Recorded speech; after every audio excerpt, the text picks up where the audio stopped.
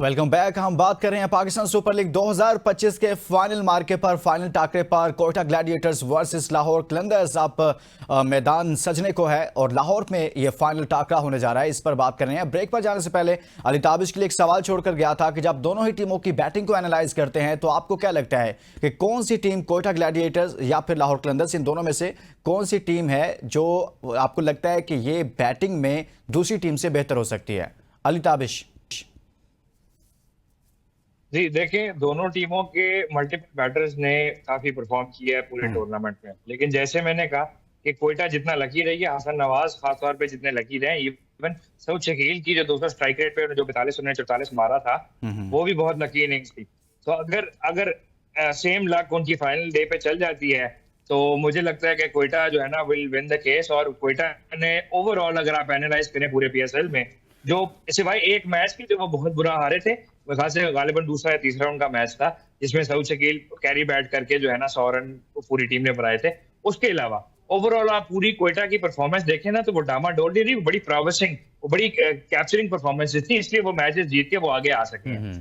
तो मेरे हिसाब से ओवरऑल जो जो परफॉर्म करने का जिनमें जज्बा भी ज्यादा होगा और जिनमें क्या कहते हैं एक लगन भी ज्यादा है, जो देखने को मिली है पूरे पीएसएल में, मेरे हिसाब से कोयटा की टीम है। और कोयटा की टीम में सऊद शकील चल जाए पावर प्ले में, फिन एलन चल जाए, आपके पास राइली रूसो है, वो क्या कहते हैं ऑन द गिवन डे, जैसे राणा साहब ने कहा कि फखरजमान खड़ा हो जाए, तो इनका भी वही सिनेरियो है तकरीबन वैसा ही कि इनका मिडिल ऑर्डर है इतना अच्छा से परफॉर्म करता हुआ कि राइली रूसो, हसन नवाज, ठीक है, ये चलने और चलेंगे तो Quetta will win the match, Quetta will win the trophy. चलिए कुछ बात करते हैं। हमने बैटिंग की तो बात की है, लेकिन बॉलिंग की बात करेंगे और बॉलिंग में हमारे पास कुछ स्टैट्स भी मौजूद हैं। अब वो भी आप कहते हैं कि दोनों टीमों के अगर बॉलर्स की बात करें तो अभी तक पीएसएल में दो बॉलर की हम बात करते हैं कि जिन्होंने सबसे ज़्यादा अच्छी परफॉर्मेंसेस दी हैं। सबसे पहले तो कप्तान हैं शाहीन अफरीदी, जो कप्तानी भी कर रहे हैं लाहौर कलंदर्स की। 12 मैचेस में 36 ओवर्स करवाए और 16 विकेटें हासिल की हैं। इकॉनमी उनकी है 7.96 की, ज़बरदस्त बॉलिंग की है। और इसी तरह से नेक्स्ट अबरार अहमद हैं कोयटा ग्लैडिएटर्स की जानिब से। 11 मैचेस हैं, 40 ओवर्स उन्होंने करवाए हैं, 16 विकेटें हासिल की हैं। इकॉनमी है उनकी 7.40 की। और इसी तरह से हम कुछ बात करेंगे हारिस रऊफ की, लाहौर कलंदर से इनका ताल्लुक है। 12 मैचेस में हारिस ने 38 ओवर्स करवाए हैं, 15 विकेटें हासिल कर रखी हैं। इकॉनमी इनकी काफ़ी ज़्यादा नज़र आ रही है, 10.28 की है। फ़हीम अशरफ ने 11, जिनका ताल्लुक कोयटा ग्लैडिएटर से है, 11 मैचेस में 27 ओवर्स करवाए, 16 विकेटें हासिल किए। इकॉनमी इनकी भी काफ़ी अच्छी खासी है, 10.97 की है। और एक फाइफर भी इसमें शामिल है, यानी कि एक मैच में इन्होंने 5 विकेटें भी हासिल कर रखी हैं। ये आगे हैं बॉलिंग स्टैट्स, यानी कि यही दो बॉलर्स हैं जो दोनों टीमों से अभी तक सबसे ज़्यादा पीएसएल 2025 में विकेटें ले चुके हैं। शाहनवाज राणा साहब, हमने बैटिंग पर बात की, बॉलिंग के स्टैट्स भी कुछ आपके सामने रखे हैं। जब हम दोनों टीमों की बॉलिंग को एनालाइज करते हैं तो आपको क्या लगता है कि बॉलिंग में कौन सी टीम ज़्यादा मजबूत नजर आ रही है? देखिए, अगर बॉलिंग की बात करें तो बाहिर तो लगता है ऐसे है कि कोयटा ग्लैडिएटर जो है उसकी बॉलिंग जो है वो बहुत अच्छी है। और खासकर आमिर की मौजूदगी के अंदर तो फिर ये बात कहते हुए मुझे कोई हिचकिचाहट नहीं कि कोयटा की जो बॉलिंग है वो काफी बेहतर है। और कोयटा को आमिर जैसे बॉलर की जो है वो खिदमात हासिल हैं, जिनका तजर्बा जो है वो बहुत उम्दा है, बहुत शानदार है।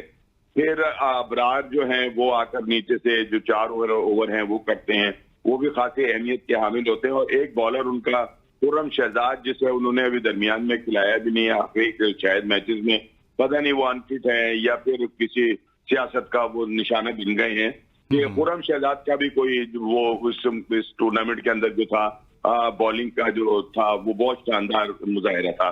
तो ये ऐसे बॉलर हैं कि जो किसी वक्त भी जो है खेल को कहीं से कहीं ले जा सकते हैं। और दूसरी तरफ देखें तो उन लाहौर कलंदर में तजर्बे तो बहुत हैं, तजर्बेकार तो बहुत है, लेकिन उन तजर्बेकार ने वो काम नहीं दिखाया कि जो उनसे तो की जा सकती थी। मैं अगर हारिस रऊफ की ही बात करूंगा तो हारिस रऊफ जो है वो यकीनन एक आध आउट भी कर लेते हैं, लेकिन अगर आप देखें तो फिर उनका इकोनॉमी रेट जो है वो कहाँ चला जाता है। वो हर 4 ओवर के अंदर अगर 50 दे दें या 40 दे दें या 45 दे दें या उससे भी ऊपर चल जाए तो ये टीम के लिए कोई फायदेमंद तो नहीं होता। लिहाजा ये है कि अगर इन दोनों टीमों के बॉलिंग का मुआवजा किया जाए तो इसमें यकीनी तौर के ऊपर कोयटा ग्लेडिएटर जो है वो खासी मजबूत नजर आ रही है और उसके बॉलर जो है वो पूरे रिदम के साथ जो है वो बॉलिंग करते हैं। सही हो गया। अली ताबिश, जब हम बॉलिंग की बात करते हैं, दोनों टीमें आपके सामने, अब तो पीएसएल 2025 का फाइनल मार्का है और आपने पूरे टूर्नामेंट में दोनों टीमों की बॉलिंग भी देखी, बैटिंग भी देखी। बॉलिंग किसकी ज्यादा मजबूत नजर आ रही है आपको?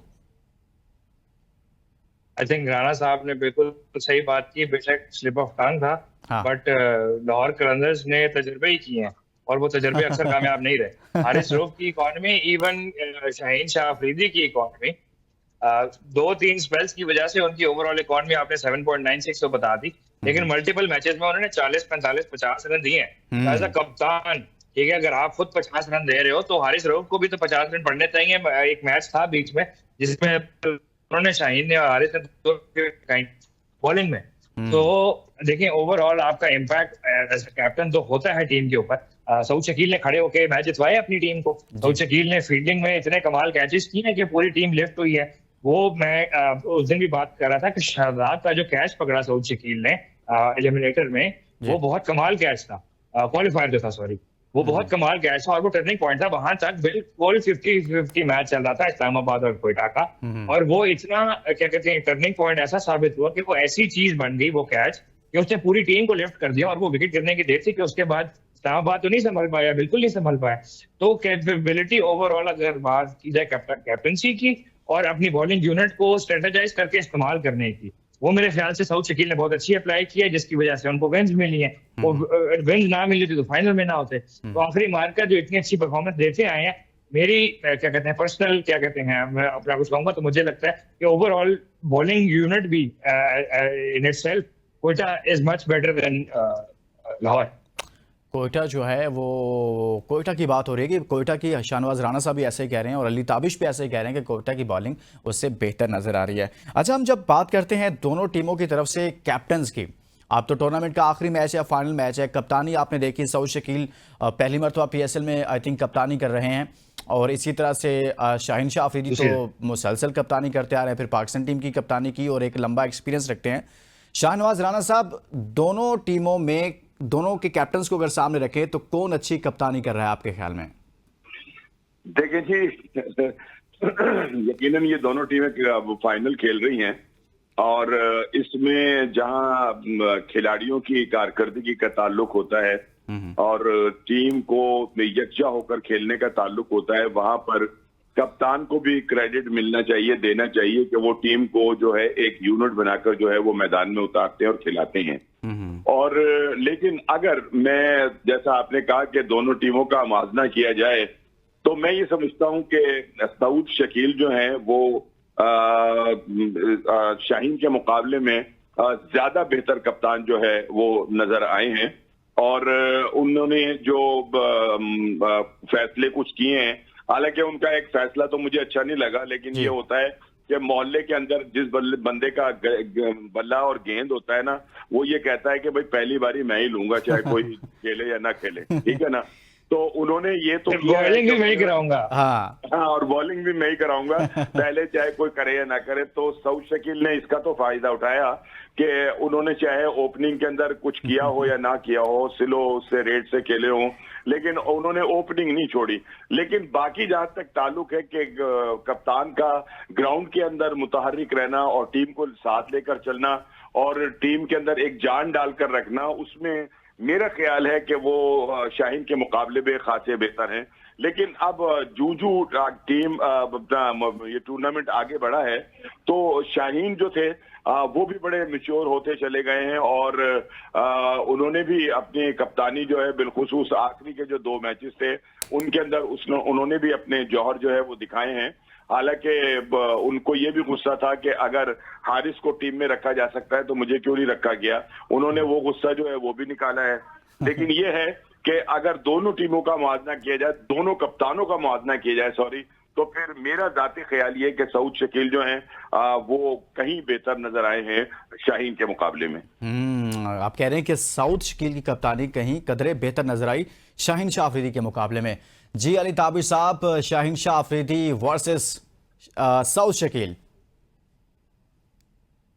देखिए ये बात तो मैं अभी अपने पिछली चीजों में भी कह चुका हूँ, बट मैं इसका थोड़ा सा और इसको डीप डाइव करके देखें ना अगर आप, तो आप इस बात को जरा सोचें कि शाहीन ने कितनी डोमेस्टिक क्रिकेट खेली है, शाहीन ने कितने डोमेस्टिक टूर्नामेंट खेले हैं।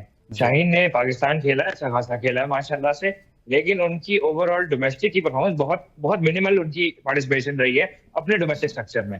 तो जिस हिसाब से हमारे क्या कहते हैं ये इंटरनेशनल प्लेयर्स डोमेस्टिक खेलते हैं, जितना उनको कंडीशंस का अंदाजा होना चाहिए, आई थिंक उस चीज में ज्यादा नंबर सऊद शकील के हैं, क्योंकि वो डोमेस्टिक टूर्नामेंट्स का भी पार्ट रहे हैं, क्योंकि वो ऑब्वियसली T20 टीम के स्ट्रक्चर में नहीं थे, और वो काफी अच्छा तो वनडे की टीम के स्ट्रक्चर में भी नहीं थे, तो उनके पास मौका था डोमेस्टिक में खेलने का, प्लेयर्स को जानने का, उनके साथ परफॉर्म करने का, इन पिचेस को ज्यादा बेहतर तरीके से समझने का। तो उस चीज का ऑब्वियसली सऊद शकील को फायदा है, बड़े अरसे से और थोड़े से सीनियर हैं ओवरऑल क्रिकेट की अगर बात की जाए शाहीन से। शाहीन अब तो बहुत जल्दी टीम में आ गए थे, और उसका क्या कहते हैं जो, क्योंकि सऊद शकील जो है वो प्रॉपर स्ट्रक्चर से होके ऊपर आए हुए हैं, तो उस सही। चीज का फायदा उठाते हुए उनकी अब कप्तानी में वो सारी चीजें देखने को मिल रही हैं हमें, जो हमें एक फाइनल में खेलने वाली टीम के कप्तान में देखनी मिलनी चाहिए।